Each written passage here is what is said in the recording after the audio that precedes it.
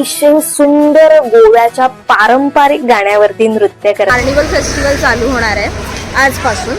आम्ही माझं नाव अर्पिता आहे. तर गोव्यामध्ये आज आहे 13 तारीख आणि कार्निवल फेस्टिवल चालू होणार आहे आजपासून. आम्ही आत्ता वाजले दुपारचे 3. अजून काही जेवण वगैरे झालेली नाही आहे, तर मस्तपैकी जेवणार आहे आणि त्यानंतर कार्निवलला जाणार आहे. अजून 2 जण आम्हाला मिळाली आहेत, कपल आहेत ते. तर बघूया, आमचा असा प्लॅन आहे की गाडी वगैरे करून मग म्हणजे 2 व्हीलर बाईक घ्यायची आणि जायचं आहे. तर कसं प्लॅन होतं आहे, कार्निवल आपल्याला कसं एन्जॉय करायला मिळतं हे सगळं या व्हिडिओमधून तुम्हाला भेटणार आहे. चला बघूया काय काय होतं आहे. हॉटेलचं नाव आहे साई सागर उडुपी. कलंगूट बीचच्या इथून तुम्ही जर चालत आलात तर तुम्हाला त्या आसपासच भेटेल. एक सर्कल आहे, मोठं तिबेटियन मार्केट आहे. त्या तिबेटियन मार्केटच्या समोरच आहे ते हॉटेल. म्हणजे तुम्हाला या साईडला ते तिबेटियन मार्केट जे आहे ते या साईडला दिसेल तुमच्या डाव्या हाताला, म्हणजे माझ्या आता डाव्या हाताला आहे. आणि इथे बेसिक मुंबईमध्ये ज्या शाकाहारी हॉटेल्समध्ये जे जे मेन्यू असतात ते आहेत आणि प्युअर व्हेज आहे, त्याच्यामुळे तुमचं काम चालून जाईल. दुसरी गोष्ट म्हणजे मी सध्या शोधते की काहीतरी प्युअर घरगुती थाळीसारखं गोवन व्हेजमध्ये शाकाहारीमध्ये काही पदार्थ असतात तर त्या तसं काहीतरी मिळतं. हॉटेल्समध्ये मिळणं थोडं मला मुश्किल वाटतं आहे, कठीण आहे ते. तर एखादी घरगुती खानावळ वगैरे जर असे काही असेल गोव्यामध्ये तर तिथे ते मिळण्याची आशा आहे. तर आपलं हे खाऊन झाल्यानंतर आपण कार्निवलला जाऊया आणि रस्त्यामध्ये आपण आता बाईकने जाणार आहे, तर रस्त्यामध्ये जर तसं काही मिळालं तर ते एन्जॉय करूया. म्हणजे गोवन काही असेल तर जसं की मी गोवन एक डिश खाल्ली होती, खीर मनगण म्हणून मनगण अशी नावाची ती डिश आहे.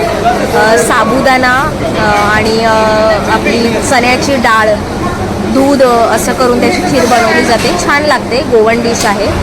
आणि एक फणसाच्या पानाचं कोन करून आतमध्ये तांदळाचं पीठ लावून मोदकाचं जसं सारण असतं तसं सारण भरून एक गोड पदार्थ केला जातो. वेगवेगळी कापं केली जातात.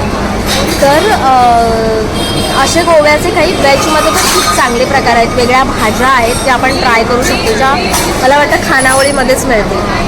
तर ते मिळालं तर खूप चांगलं होईल. आणि समजा मला नाहीच मिळालं किंवा मिळालं जरी तुमच्या ओळखीमध्ये किंवा तुम्ही जर गोव्यावरून व्हिडिओ पाहत असाल तर प्लीज कमेंटमध्ये सांगा गोव्यामध्ये शाकाहारी काही ट्रेडिशनल असं पारंपरिक काही खायला मिळण्याची काही ठिकाणं आहेत का.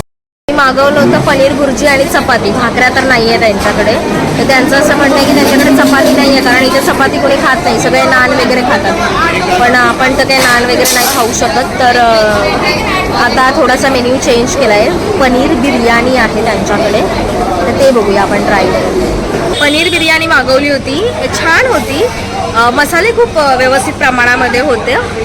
खाऊ शकतो, म्हणजे आपल्याला दुसरं काहीतरी खाण्यापेक्षा व्हेज पनीर बिर्याणी खाऊ शकतो आपण या हॉटेलमध्ये येऊन. छान होती. हॅलो अर्पिता. तर आता आम्ही कार्निवलला चाललो आहोत आणि माझ्यासोबत अर्पिता येणार आहे. अर्पिता, आपका नाम बताइए. माझा नाम अर्पिता अहो. माझं नाव अर्पिता आहे. येस. तर आम्ही सगळेजण आता कार्निवलला जाणार आहोत. अर्पिता आणि तिच्या नवऱ्याची ओळख आमची आदल्या दिवशी झाली होती. ते दिल्लीमधून आहेत. मी तिला मराठी भाषेबद्दल खूप काही सांगत होते आणि ती सुद्धा खूप आवडीने त्या सगळ्या गोष्टी शिकून घेत होती. मस्त गप्पा मारत मारत हा प्रवास आम्ही पूर्ण केला. आणि उपस्थित सगळे झालेलं नाहीये भाव आणि बहिणींनो, सगळ्यांना आमका क्वेश्चन इथे आपल्याला मिळेल जागा. युद्ध संस्कृती अतिशय अभिमानाने निर्वहत या रॅलीची सुरुवात झाली आणि त्यानंतर काही विद्यार्थ्यांनी या भाज्यांची रिलेटेड गाण्यावरती मस्तपैकी नृत्य सादर केलं. पूर्ण कार्निवल फेस्टिवल मध्ये अशी मुखवट्यांची सजावट केलेली होती. आणि हो, गोवा म्हटल्यावर मासे तर आलेच. वेगवेगळ्या प्रकारचे मासे या रॅलीमध्ये होते. त्यानंतर पूर्ण गोव्याच्या बाजारामध्ये कोणकोणत्या प्रकारच्या वस्तू असतात त्या दाखवल्या गेल्या आणि त्या संबंधीचं हे नृत्य. गावामध्ये एखादी शिकार झाल्यानंतर त्याची मिरवणूक काढून गावामध्ये त्या प्रत्येकाला त्याचा समान वाटा दिला जातो, असं या रॅलीमध्ये इथे दाखवलेलं आहे.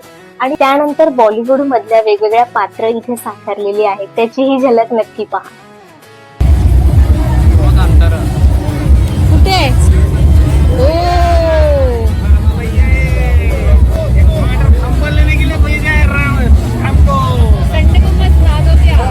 पूर्ण रॅलीमध्ये अशा प्रकारे सर्व पात्रांनी त्यांचं जे काही पात्र आहे ते अजिबात सोडलेलं नाहीये.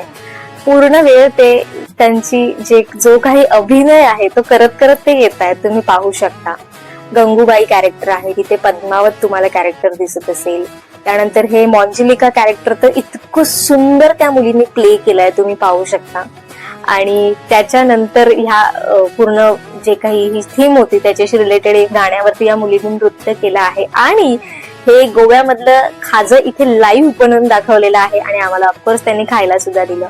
मला सगळ्यात जास्त आवडलं ते म्हणजे नऊवारी साडीवर, पिवळ्या अशा साडीवरती आणि छान असं पिवळी रंगाची झेंडूची वेणी घातलेली या मुली, ज्या अतिशय सुंदर गोव्याच्या पारंपरिक गाण्यावरती नृत्य करत आहेत. त्यानंतर तुम्हाला इथे 2 काकू दिसत आहेत, त्यांनी सुद्धा आम्हाला लाडू गोव्याचे बनवून दाखवले. नंतर गोव्याचं लग्न कशा पद्धतीचं असतं आणि तिथे काय काय परंपरा असतात लग्नामधल्या त्या त्यांनी इथे दाखवल्या आहेत. त्यानंतर फुलांसंबंधीची रॅली होती, त्यामध्ये एका छोट्याशा मुलीने मस्तपैकी जी फुलं आहेत ती लावून छान असा तिचा ड्रेस तयार केला होता. आणि ही जी तुम्हाला वर इथे मुलगी दिसते, सुरुवातीला आम्हाला असं वाटलं होतं की ती बाहुली आहे, पण ती बाहुली नाहीये, ती एक मुलगी आहे, ह्युमन, एक माणूस. आणि ती पूर्ण रॅली, पूर्ण फेरी ती 1.5 तास त्याच दिलेल्या पोझिशन मध्ये उभी आहे. खरंच गोव्याच्या कलाकारांचं कौतुक आहे.